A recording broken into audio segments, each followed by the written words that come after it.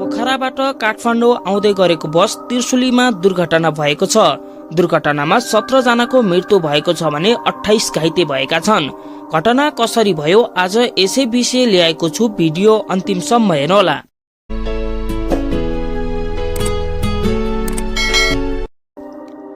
राति करिब 1:30 बजे धादिङ बेनीघाट रोराङ गाउँपालिका 5 पृथ्वी लोकमार्गमा पोखराबाट काठमाडौँ तर्फ आउँदै गरेको ग1 ख 1421 नम्बरको यात्रुवाहक बस त्रिशुली नदीको किनारामा खसी दुर्घटना भएको थियो। उद्धारका लागि सशस्त्र प्रहरी बल, नेपालको विपद व्यवस्थापन तालिम शिक्षालयका गोताखोर सहितको टोली खटिएको थियो।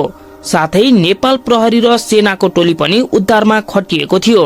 यस्तै घाइते 28 जनालाई उद्धार गरेर विभिन्न अस्पताल लगिएको सशस्त्र प्रहरीका सहप्रवक्ता डीएसपी शैलेन्द्र थापाले बताए।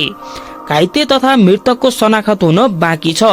दुर्घटनाको कारण खुलेको छैन, तर अनियन्त्रित भएर दुर्घटना भएको हुन सक्ने अनुमान गरिएको छ। सशस्त्र प्रहरी बलका डीएसपी एवं सहप्रवक्ता शैलेन्द्र थापाका अनुसार दुर्घटनामा अहिलेसम्म 17 जनाको मृत्यु पुष्टि भएको छ। 43 जना चढेको र मुङलिनमा 2 वा 3 जना यात्री थपिएको हो भन्ने यकिन नभएको प्रहरीले जनाएको छ। यस्तै ताजा समाचारका लागि सिन्धु अनलाइन मिडियालाई सब्स्क्राइब गर्नुहोला। साइटमा रहेको घण्टी दबाउन नभुल्नुहोला।